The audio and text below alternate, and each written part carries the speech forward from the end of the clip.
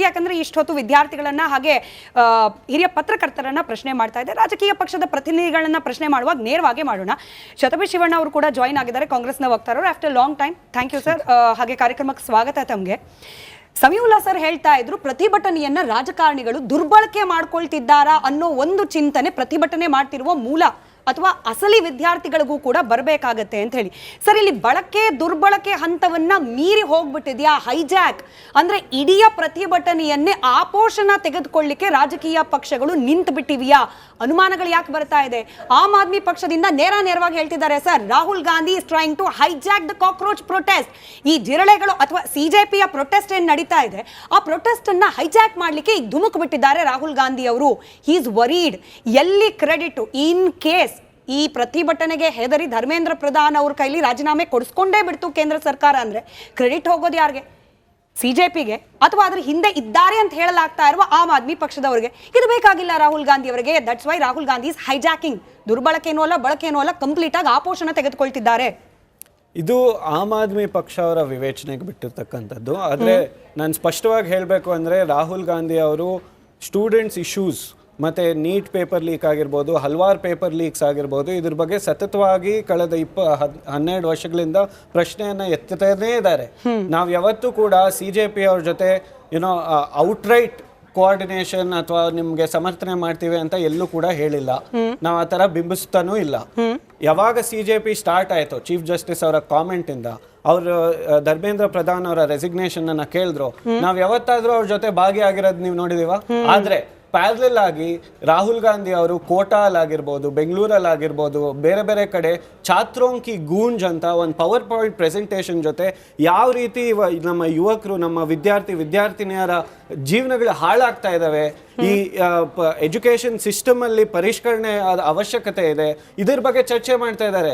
ಲಕ್ಷಾಂತರ ರೂಪಾಯಿ ನಾವು ಹಣವನ್ನ ಈ ಎಜುಕೇಶನ್ ಇನ್ಸ್ಟಿಟ್ಯೂಷನ್ಸ್ ಕೊಡ್ತೀವಿ, ಕೋಚಿಂಗ್ ಇನ್ಸ್ಟಿಟ್ಯೂಷನ್ಸ್ ಕೊಡ್ತೀವಿ, ಇದ್ರ ಬಗ್ಗೆ ನಾವು ಚರ್ಚೆಯನ್ನ ಮಾಡಬೇಕು ಅಂತ ಮಾಡ್ತಾ ಇದ್ದೇವೆ. ಆಮೇಲೆ ಈ ಪ್ರೊಟೆಸ್ಟ್ಗೂ ಮೇಡಮ್, ಎಲ್ಲಿವರೆಗೂ ಧರ್ಮೇಂದ್ರ ಪ್ರಧಾನ್ ಅವರ ರೆಸಿಗ್ನೇಷನ್ ಅನ್ನ ಕೇಳ್ಕೊಂಡು ಅವರು ಶಾಂತಿಯುತವಾಗಿ ಜಂತರ್ ಮಂತರ್ ಅಲ್ಲಿ ಪ್ರೊಟೆಸ್ಟ್ ಮಾಡ್ತಾ ಇದ್ರು, ನಮ್ಮ ಇನ್ವಾಲ್ವ್ಮೆಂಟ್ ಇರಲಿಲ್ಲ.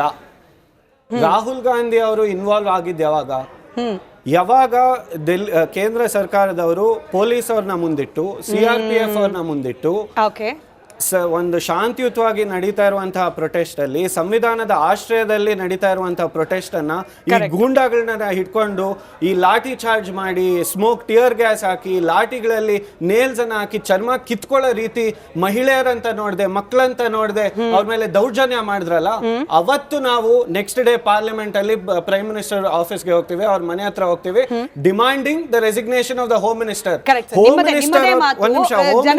ಎರಡನೇ ಮಾತನ್ನ ನೆನ್ಪಿಟ್ಕೊಳ್ಳೋಕೆ ಮುಂಚೆ ಒಂದನೇ ಮಾತನ್ನು ಮತ್ತೊಮ್ಮೆ ನೆನಪು ಮಾಡ್ತಾ ಶಿವಣ್ಣ ಅವರು, ನೀವು ಹೇಳ್ತಾ ಇದ್ರಿ ರಾಹುಲ್ ಗಾಂಧಿ ಅವರು ಪ್ರತಿಭಟನೆಗೆ ಧುಮುಕಿರ್ಲಿಲ್ಲ ಅಂಟಿಲ್ ಪೊಲೀಸ್ ಬಲ ಪ್ರಯೋಗ ಆಗೋ ತನಕ. ನಾನು ಇದನ್ನೇ ಪ್ರಶ್ನೆ ಮಾಡ್ತಿದ್ದೀನಿ ಸರ್. ಮೇ ತಿಂಗಳಲ್ಲಿ ಪ್ರಶ್ನೆ ಪತ್ರಿಕೆ ಸೋರಿಕೆ ಆಯಿತು. ಮೇ ತಿಂಗಳಲ್ಲಿ ಪ್ರಶ್ನೆ ಪತ್ರಿಕೆ ಸೋರಿಕೆ ಆದ ನಂತರದಲ್ಲಿ ಒಬ್ಬರಾದ್ಮೇಲೆ ಒಬ್ರು ವಿದ್ಯಾರ್ಥಿಗಳು ಆತ್ಮಹತ್ಯೆ ಮಾಡ್ಕೊಳ್ಳಿಕ್ಕೆ ಶುರು ಮಾಡಿದ್ರು. ಸರ್, 1 ತಿಂಗಳಾಗೋಯ್ತು ಸರ್. ನೀಟ್ ಮರುಪರೀಕ್ಷೆ ಆಗೋಗಿ ರಿಸಲ್ಟ್ ಬಂದಿದೆ. ಮಕ್ಕಳು ಮೆಡಿಕಲ್ ಕಾಲೇಜ್ಗಳಿಗೆ ಅಡ್ಮಿಷನ್ ಆಗ್ಲಿಕ್ಕೂ ಕೂಡ ಶುರು ಮಾಡಿದ್ದಾರೆ. ಇಷ್ಟು ದಿನ ಆತ್ಮಹತ್ಯೆಗೆ ಶರಣಾದ ವಿದ್ಯಾರ್ಥಿಗಳ ಪರವಾಗಿ ಅಥವಾ ಪ್ರಶ್ನೆ ಪತ್ರಿಕೆ ಸೋರಿಕೆ ಆಗ್ತಿರುವ ವ್ಯವಸ್ಥೆಯ ವಿರುದ್ಧವಾಗಿ ಪ್ರತಿಭಟನೆ ಮಾಡಬೇಕು ಅಂತ ರಾಹುಲ್ ಗಾಂಧಿ ಅವರಿಗೆ ಅನಿಸ್ಲಿಲ್ಲ. ಯಾಕೆ? ನಿಮಗೆ CJP ವಿರೋಧ ಇರಬಹುದು ಅಥವಾ CJPಗೆ ನೀವು ನೇರವಾಗಿ ಬೆಂಬಲ ಕೊಡದೇ ಇರಬಹುದು ಸರ್. ವಿದ್ಯಾರ್ಥಿಗಳಿದ್ದಾರೆ, ಅವ್ರ ಪರವಾಗಿ ಪ್ರತಿಭಟನೆ ಮಾಡಬಹುದಾಗಿತ್ತು, ಮಾಡಲಿಲ್ಲ ರಾಹುಲ್ ಗಾಂಧಿ ಅವರು. ನಾನು ಅದನ್ನೇ ಹೇಳ್ತಾ ಇರ್ತಕ್ಕಂಥದ್ದು. ಇದ್ರ ಬಗ್ಗೆ ನಾವು ಸತತವಾಗಿ ಪ್ರಶ್ನೆಗಳನ್ನ ಎತ್ತಾ ಇದ್ದೇವೆ. ಸರ್ಕಾರ ನಾವು ವಿರೋಧ ಪಕ್ಷದ ನಾಯಕರಾಗಿ ವಿರೋಧ ಪಕ್ಷದಲ್ಲಿ ಇರ್ತಕ್ಕಂಥವ್ರು ಆಡಳಿತ ಪಕ್ಷವನ್ನ ಎಲ್ಲಿ ಪ್ರಶ್ನೆ ಮಾಡಬೇಕು ಅಲ್ಲಿ ಪ್ರಶ್ನೆಯನ್ನ ಮಾಡ್ತಾ ಇದ್ದಾರೆ. CJP ಅನ್ನೋ ಮೂವ್ಮೆಂಟ್, ಒಂದ್ ನಿಮಿಷ ಸರ್, CJP ಅನ್ನೋ ಮೂವ್ಮೆಂಟ್ ಸ್ಟಾರ್ಟ್ ಆಗಿದ್ದಾಗ ಅವರು ನೀಟ್ ನೋಡಿ ಮೇಡಮ್, ಈ ವಿದ್ಯಾರ್ಥಿಯರಿಗೆ, ಯುವಕರಿಗೆ ಇರ್ತಕ್ಕಂಥ ಕನಸೇನು?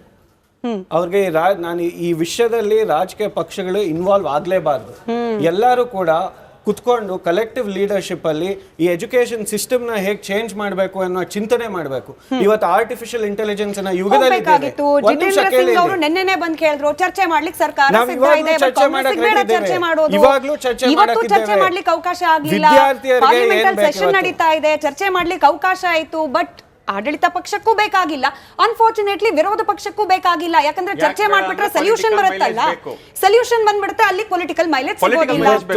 ಮುಂದಿನ ಚುನಾವಣೆ ಮಾತಾಡ್ಬಿಟ್ಟು ಈ ವಿಷಯಾಂತರ ಮಾಡಬೇಡಿ. ವಿಷಯಾಂತರ ಅಲ್ಲ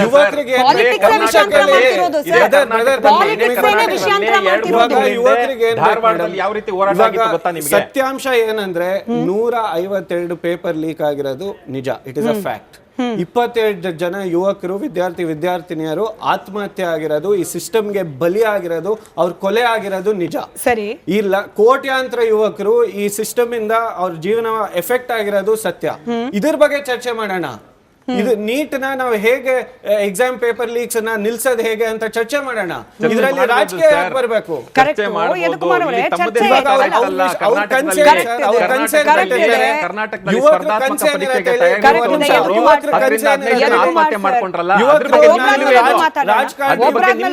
ರಾಜಕಾರಣ ಕುಟುಂಬದಲ್ಲಿ ಹುಟ್ಟಿಲ್ಲ, ನಾನು ಶ್ರೀಮಂತರ ಕುಟುಂಬದಲ್ಲಿ ಹುಟ್ಟಿಲ್ಲ.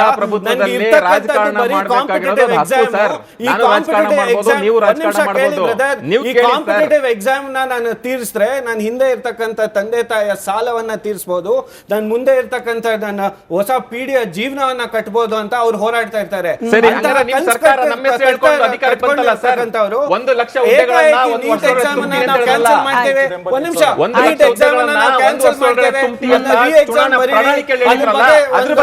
ಸಮಜಾಯಿಷಿನೂ ಕೊಡಲ್ಲ.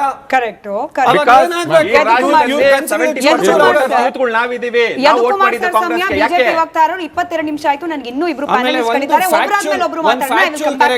ಕೆಪಿಎಸ್ಸಿ ಚೇರ್ಮನ್ ರೆಸಿಗ್ನೇಷನ್ ಬಗ್ಗೆ ನಮ್ಮ